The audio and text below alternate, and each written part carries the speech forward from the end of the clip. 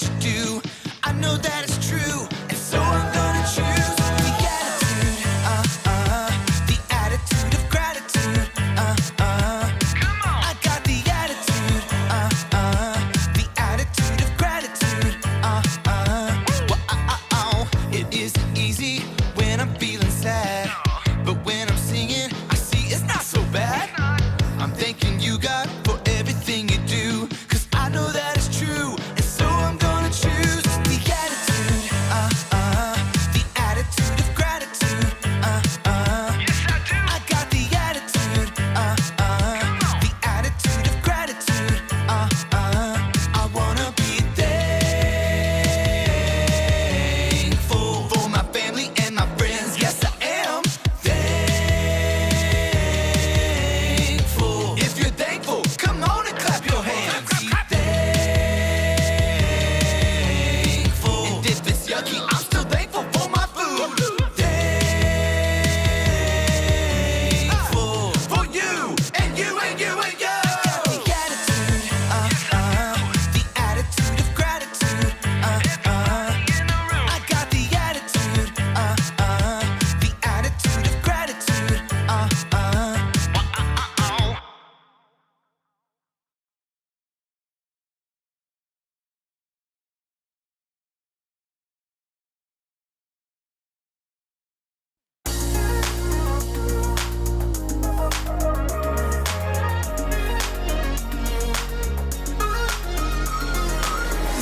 Gotta know you're everything I need.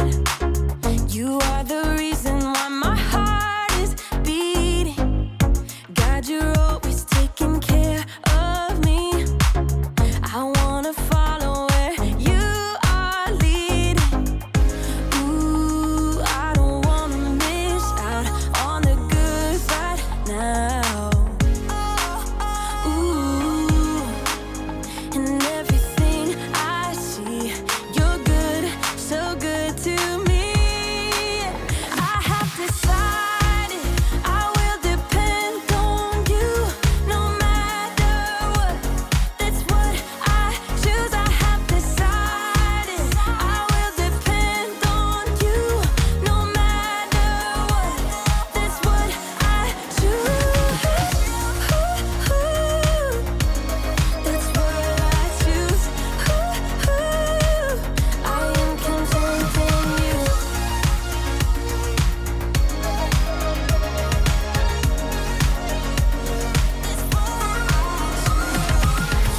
Thank you for all that you've given me. You are generous and good forever. Help me share the love you're showing me. I want everyone to know you better. Ooh, I don't wanna miss out on the good right now. Ooh, and everything I see, you're good, so good to me. I have decided I will depend on you no matter what. That's what I choose. I have decided I will depend on you no matter what. That's what I choose. That's what I choose. I am content in you. That's what I choose. I am content in you.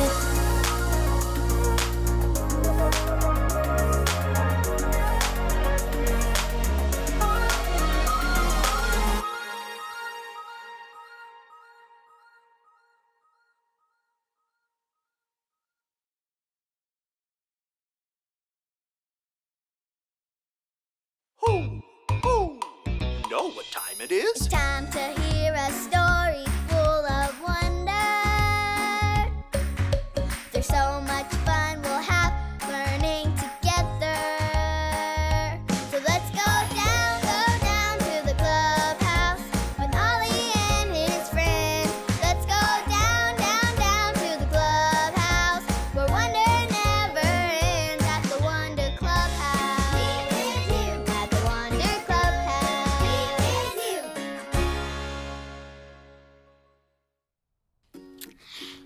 friends, I'm Zoe, and I just came back from this super fun party.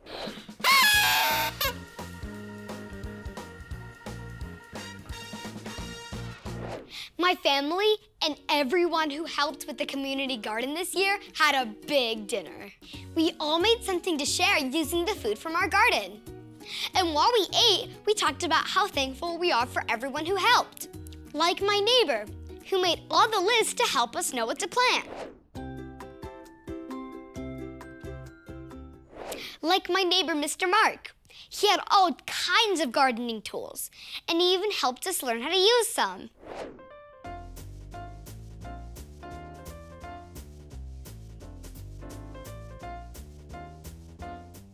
And everyone who helped take care of the garden and pick the food.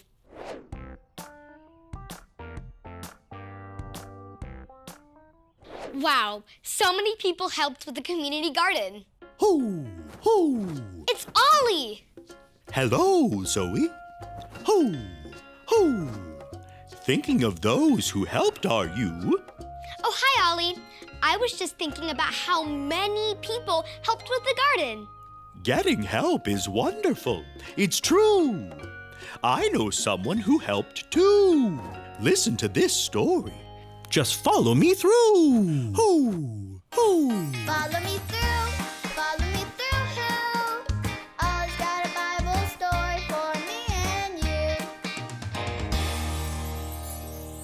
Oh, and I can't forget the carrots.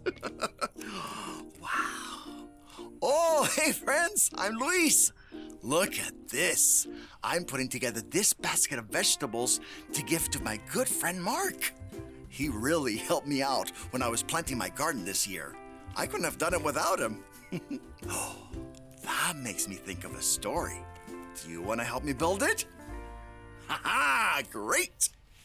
Let's put it on the story fence. Hammers up, little builders. Ready? Uno, dos, tres, hammer. Great job. You can put your hammers down. Now, we just need our story tools.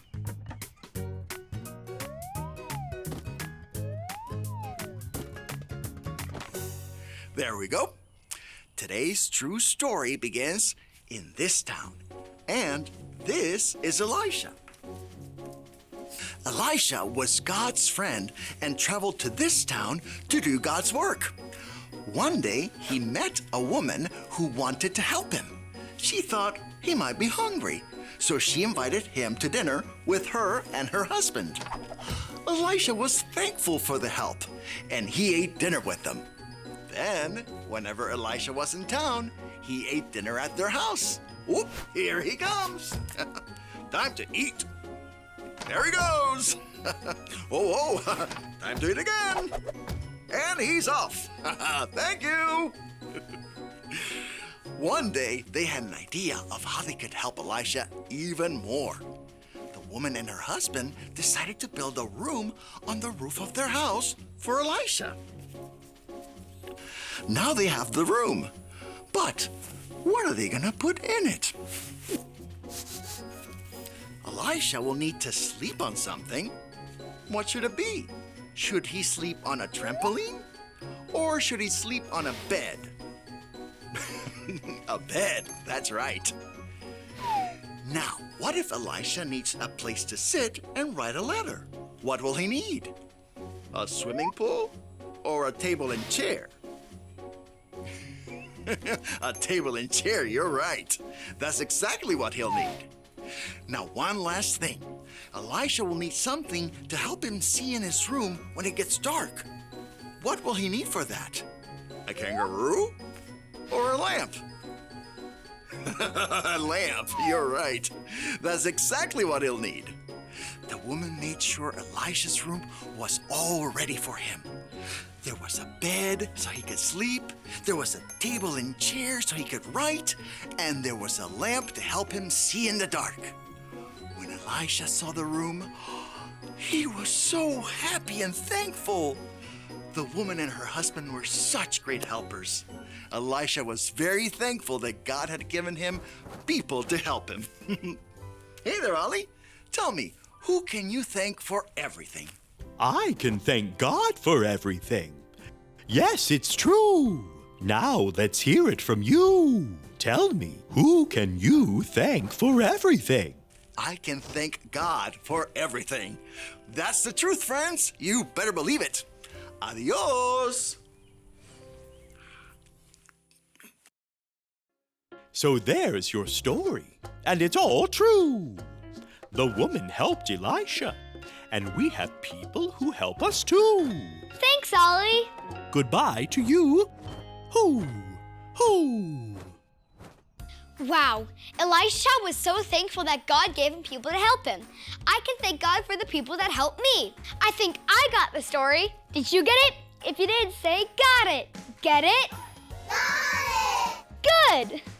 Wow, I'm so thankful for everyone who helps with the garden. I'm gonna go sit and thank God for them right now. See you next time.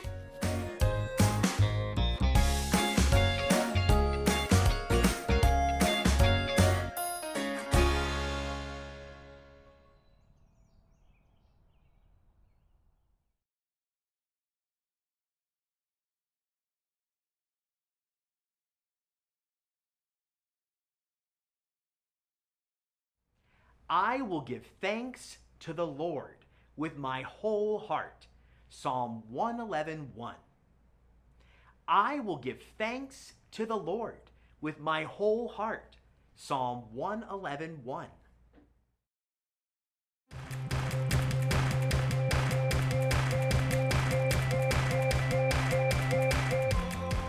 Hey everybody! My name's Erica, and I'm here to talk to you about contentment. Contentment is learning to be okay with what you have. And I mean, whatever you have. Let's take bicycles, for instance. You can be content if you have the best bicycle in the world. Like this one. This is top of the line. You could climb a mountain with this bike. And if you get tired of pedaling, it's got a motor that kicks in that helps you keep moving. Or maybe you have a bike like this. You can be content with an old used bike that's been around the block a few times. It may not shine like a brand new bike, but it gets the job done. But here's something that will really surprise you. That's right. You can be content with having no bike at all. It's true! Not everyone in the world has a bike, and lots of those people are quite content without one. In fact, you can be content even if all you have is a box of bike parts. I mean, there's so many uses for a box of bike parts, right? I'm big and you're small. Hey, big guy, are you gearing up for a fight?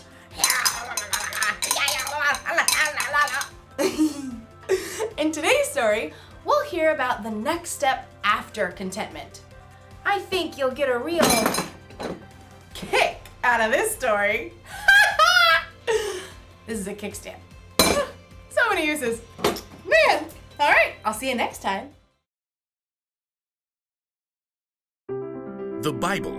It's 66 books of history, stories, letters, and poetry that fit together to form God's one big story. The epic adventure of how He created us and loves us so much that He made a way to rescue us. As we travel through the Bible, from Genesis to Revelation, we discover people who met God and found their lives changed forever. Now, for an amazing story, inspired by the book of 2 Corinthians, chapter 8, verses 1 through 5. As Sarah entered the cafeteria, bagged lunch in hand, Grace waved her over. Hey, Sarah, we figured out the service project thing. Sarah slid into the seat beside Grace, across from Cassie and Rochelle. All three of them sported expensive salon haircuts and manicures. Sarah tried to smooth down her own frizzy hair. She was glad that St. Joseph's School requires uniforms, because at least her clothes looked like what everyone else was wearing. Oh, right, the project for social studies? Miss Moss had required that individual groups find a service project to do during the holiday season. I looked through Miss Moss's list. This one's perfect. Grace showed her tablet screen to Sarah. Helping a refugee family? That's a great idea. Yeah, we can just buy them stuff from this list and send it to their new home. Where is the... Sarah looked at the table again, trying to decipher the name on the page. Where is the KMB family living? Somewhere over on the east side, like Grove or some place with those rundown houses. Sarah swallowed hard. She lived on the east side when she moved in with her grandma. It was only because of a scholarship that she was able to attend St. Joseph's School. It says here the family needs 3 sets of sheets. Oh, I know. You've seen those ads for tufted owl sheets? They're supposed to be the best. Sarah's eyes widened. Aren't those sheets like $200? That's cool. My dad will give me the money. They need dishes. I'll order a full set from Macy's. My mom has a platinum card there. I'll get them a TV. Perfect way to learn English, right? Enter a credit card number and boom, service project done. The girls turned to Sarah, who avoided their eyes by staring at the list of needs on the tablet. Hey Sarah, what are you gonna send? They need winter coats. I saw these awesome tailored down jackets on sale for like $125. I don't know. I'll text you all later. That evening at dinner, Sarah barely touched her spaghetti. Grandma peered across the table, her eyes bright under her wiry white hair. Now, what's wrong, Sarah? Oh, it's this service project I have to do for school. We're supposed to help this refugee family that's moving into a house over on the Grove. The Kayembes. That sounds like a lovely idea. Yeah, but everyone else is ordering stuff for them. Expensive sheets and TVs and things. The only money I have right now is for bus fare. What am I gonna give? You don't have to have a lot to give a lot. You didn't answer my question. Grandma smiled and reached for the worn Bible that always sat on the kitchen table. No, but St. Paul will. Sarah knew that once Grandma got a scripture passage stuck in her mind, there was no stopping her from reading it. Okay, fine. I'm listening. Let's see. It's right here in 2 Corinthians. Paul was writing to a group of churches.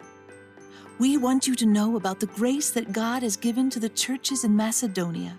They have suffered a great deal, but in their suffering, their joy was more than full. Even though they were very poor, they gave very freely. In fact, they gave even more than they could. Completely on their own, they begged us for the chance to share in serving the Lord's people in that way. But that's still talking about money. The churches gave money. Listen with your heart. They gave from what they had, and they did it with joy. Well, what I have is not money. But you've got other things. Okay. I'm good at baking. I know how to use the bus and get around. I have time, I guess. Grandma beamed and her face crinkled. All good things. Reluctantly, Sarah smiled back. Okay, I'll make a list. Next morning, Sarah's friends crowded around her locker. Hey, have you decided what you're gonna buy? Well, I thought maybe the Kayembe family needs more than just stuff. Like how? Maybe they need help. You know, like finding the library, figuring out the bus system. Yeah, I don't know anything about that. But I do. And I Googled and found a number for their caseworker. And she said we could help the Kayembes decorate their new home for Christmas. Oh, that's a really cool idea. I found this awesome video that shows how to make Christmas ornaments from salt dough that you shape and bake and paint. You all could come to my place and help. Sure, that'd be great. I mean, it's a tiny apartment kitchen and all. You tell us what to do, we'll do it. Sarah breathed a sigh of relief. Maybe she couldn't send $200 sheets, but she could use her time and creativity, and even her grandma's tiny kitchen, to help welcome a new family to her neighborhood.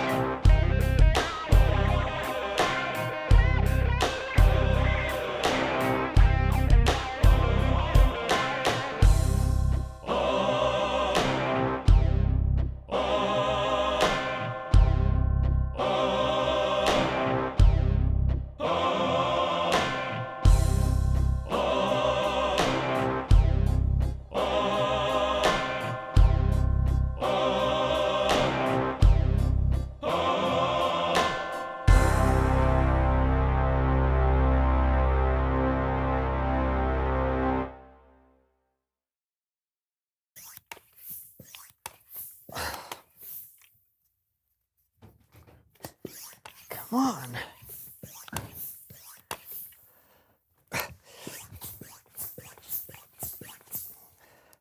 Why is this not working? What's not working?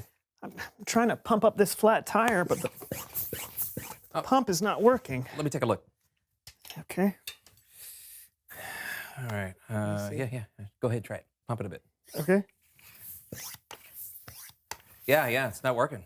Oh! You know what? Maybe you'd have to flip down this little doohickey right here. Oh. Yeah. Try it now. Okay.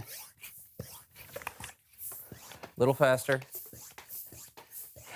Is it working? Keep going.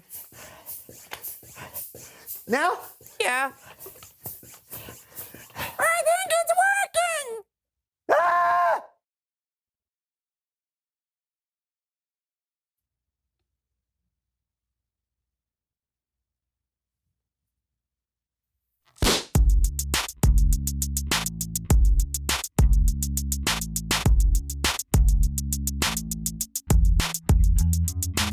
Hey!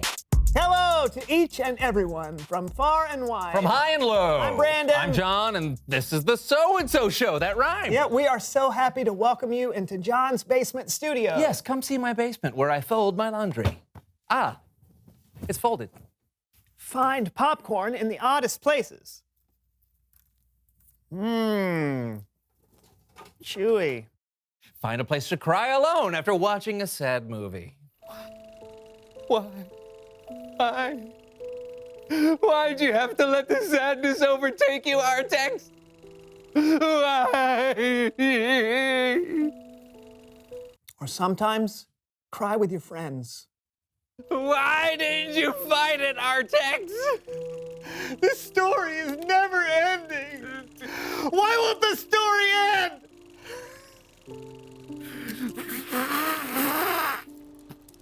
It's so sad. So very sad.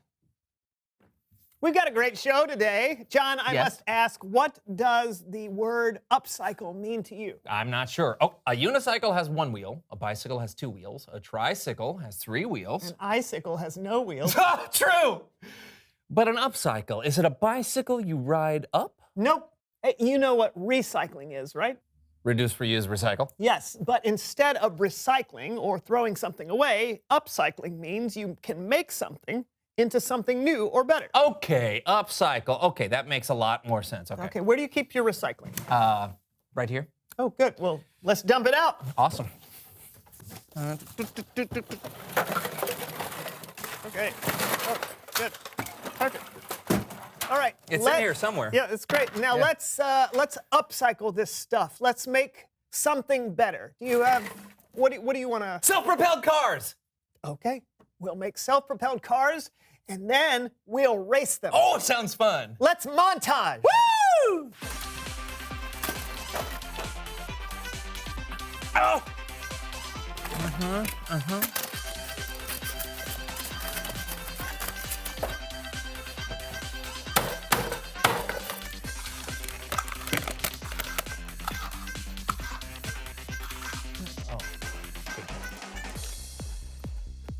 Pretty good, right? Yeah. Oh, yeah. Oh, mine's got a mouse trap. Ooh, dangerous. Hey, Yeah. Don't try this at home without supervision, kids. Exactly. You ready to race? Sure.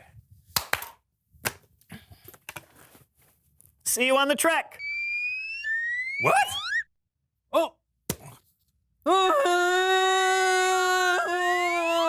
Gentlemen, start your engines. I am so confused. On your mark. Get set. Go! Whoa!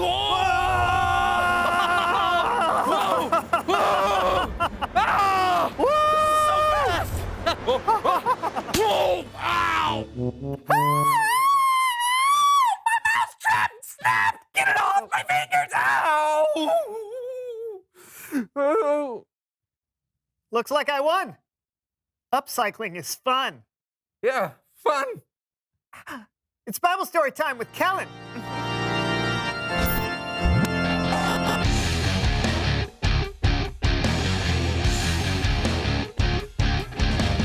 How's it going, Kellen? Not bad, gentlemen. You got a story for us today? I do indeed. Well, by all means, take it away. Yeah. Our story today comes from a letter written by the Apostle Paul to a church in Corinth, which was a city in Greece. Paul wrote about Jesus followers in Macedonia who gave what they had to help the church in Judea. And here to help me talk about them are my friends from Kidspective. The Apostle Paul helped start churches all over the place. Hi, I'm Paul. Paul would write letters to the churches, helping to teach and encourage them as they grew. One of the things Paul wrote in his letter to the church in Corinth. I've got it from here, Kellen. Take it away. Brothers and sisters, we want you to know about the grace that God has given to the churches in Macedonia. They have suffered a great deal. Now, we don't know how the people in Macedonia had suffered. Some people think it could have been a famine. So, we got anything for dinner? All we have is some stale bread and a handful of beans. Same as last night? Yep. It may also be that the Macedonians were being treated badly because they followed Jesus. Fee, fi, fo, fum. Is that a Macedonian Christian? It's them again. Yeah, we can be strong. We can be strong. We have an amazing God who loves Life's us. just gonna get harder for you. We'll take everything you have. Yeah. We'll punish you for praying and worshiping your God. The fact is, we don't know exactly what was going on with the Macedonian church or why they were suffering. But we do know this. Paul? But in their suffering, their joy was more than full. Even though they were very poor, they gave very freely. Completely on their own, they begged us for the chance to share in serving the Lord's people in that way. They did more than we expected. They were poor and they were suffering, but somehow they had joy. And even though they didn't have much to give, somehow they gave freely. Did you hear? The church in Judea needs our help. Oh, yeah? Yeah. We gotta do something, but we don't really have much to give. Yeah. Oh, do you still have that can of nickels under your bed? I do, yes. And what about you? Do you still have that ultra rare Beanie Boo you won at the carnival? I mean, it's gotta be worth something. Yes, right. Paul? Are these worth something? What is it? Yeah, this will help a lot. Can you afford it? Yeah, our God has already given us so much. We just want to give back. Thank you. Thank you. Not bad. Definitely didn't have nickels or Beanie Boos back then, but I think you get the idea.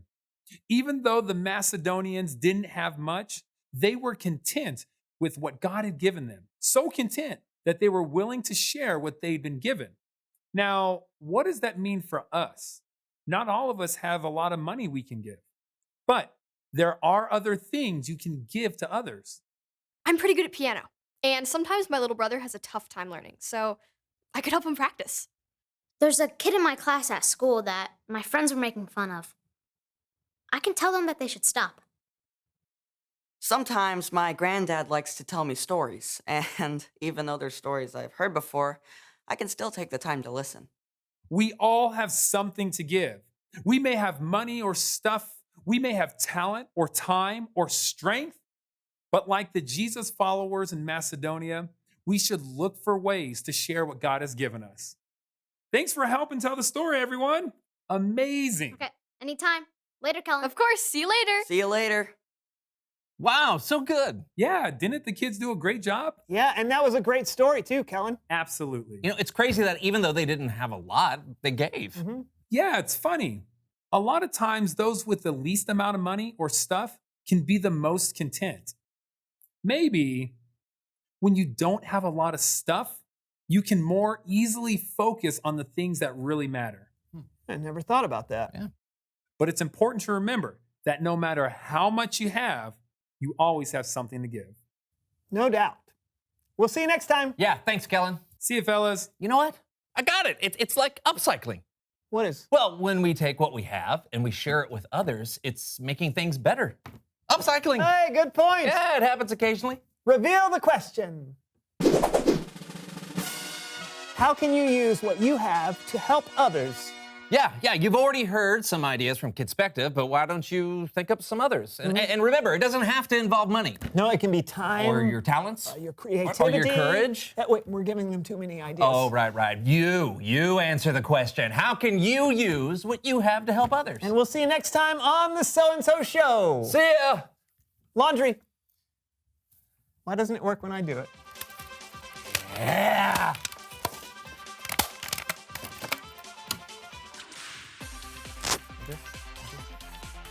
It's not on. It's not even plugged in. Oh, that's why it wasn't working.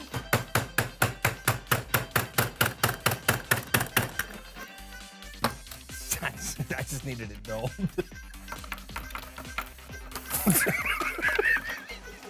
They're doing Charlie Chaplin over there.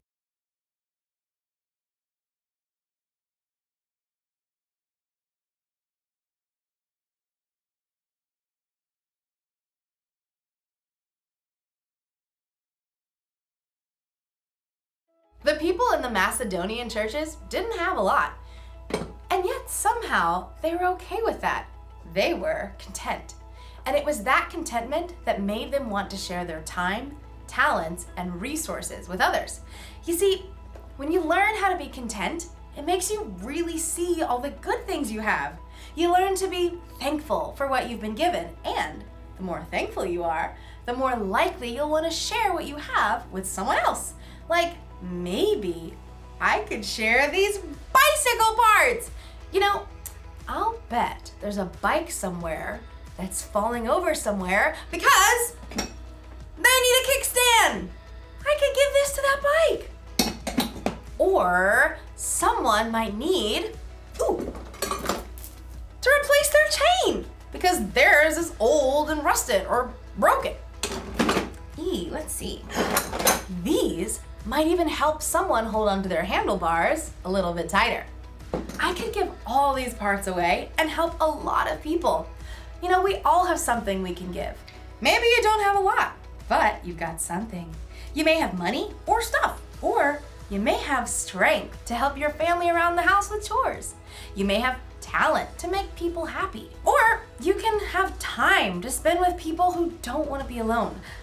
Honestly, you'll truly start to see what you have to give when you learn how to be content. The Apostle Paul wrote that he learned to be content through the power of Christ, who gave him strength. When you put your trust in Jesus, he can give you that strength too. The one thing to remember today is this: you can always use what you have to help someone else. So think about all you have to give and be thankful. Don't forget what I've spoke in. Get it? This is a spoke. See you around, because it's a wheel. Bye!